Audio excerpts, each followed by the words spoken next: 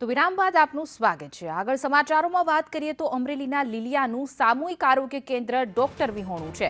લીલિયાના CHC 3 મહિનાથી એક પણ ડોક્ટર નથી, 3 મહિનાથી એક પણ મેડિકલ ઓફિસર પણ નથી, રોજ 200 કરતાં પણ વધુ ઓપીડી પણ ડોક્ટર જ નથી।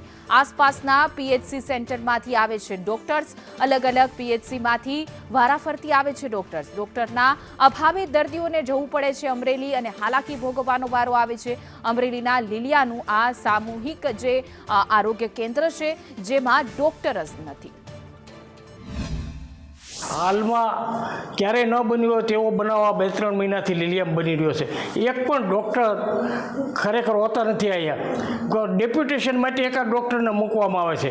ખરેખર તો અહીંયા સર્જનની જરૂર છે, MD ડૉક્ટરની જરૂર છે, એ પણ નથી। અને બીજા MBBS ડૉક્ટરો મૂકવા જોઈએ 3, એ પણ નથી। અધિક્ષકની જગ્યા પણ ખાલી છે અને લોકો પારાવાર મુશ્કેલી થાય છે। 200 જેટલા દર્દી દરરોજ આવે છે, કારણ કે આ તાલુકા કક્ષાની હોસ્પિટલ છે અને લોકોને પારાવાર મુશ્કેલી પડી રહી છે। સરકાર મોટી મોટી આરોગ્ય ક્ષેત્રની વાતો કરે છે પણ એક ડૉક્ટરની પણ ભરતી કરી શકતા નથી। ઘણા ડૉક્ટરો લીલિયા આવવા તૈયાર છે પણ છતાં એને આરોગ્ય શાખા કેમ મૂકતી નથી અહીંયા, એ પણ એક પ્રશ્ન છે। અમરેલી જિલ્લાના લીલિયાની અંદર જો વાત કરીએ તો તાલુકા કક્ષાની એક હોસ્પિટલ આવેલી છે। આ હોસ્પિટલ સરકારી હોસ્પિટલની અંદર ડૉક્ટરોનો જે છે અભાવોના કારણે અહીંયા દર્દીઓ પણ આવવાથી અચકાય છે। આપ જોઈ રહ્યા છો આ મેલ જે છે વોર્ડ, આ વોર્ડ સદંતર ખાલી જોવા મળી રહ્યો છે। અહીંયા જે ડૉક્ટરો આવે છે તે પણ અહીંયા બહારથી મૂકવામાં આવે છે।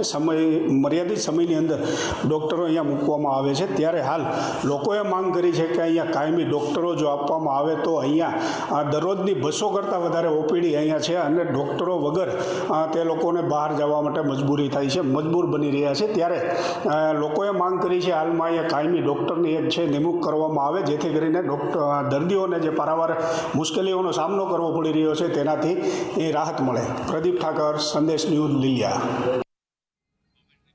તો આસપાસના PHC સેન્ટરમાં જવા માટે મજબૂર છે, કારણ કે PHC સેન્ટરમાંથી ડોક્ટરો આવે છે પરંતુ લીલિયાનું જે સામૂહિક આરોગ્ય કેન્દ્ર છે તેમાં ડોક્ટર જ નથી, જેને લઈને દર્દીઓને અમરેલી જવું પડે છે, સાવરકુંડલા જવું પડે છે, પરંતુ હાલાકી ભોગવવાનો વારો આવ્યો છે। જે રીતે સરકાર મોટા મોટા દાવાઓ કરે છે, કરોડો રૂપિયા આરોગ્ય વિભાગને ફાળવે છે, પરંતુ સ્થાનિક ગ્રામીણ લેવલે જે રીતે આરોગ્ય કેન્દ્રમાં ડોક્ટર નથી, ભાવ છે, તેને લઈને હાલાકી ભોગવવાનો વારો આવ્યો છે। 3 મહિનાથી એક પણ મેડિકલ ઓફિસર પણ નથી આવ્યું અને આખું ખંડેર રીતે આ દવાખાનું જે આરોગ્ય કેન્દ્ર છે તે પડ્યું છે અને જે લોકોને પ્રાથમિક રીતે જે સુવિધા મળવી જોઈએ તે સુવિધા માટે પણ હવે આસપાસના લીલિયાના વાસીઓને અમરેલી જવું પડે છે।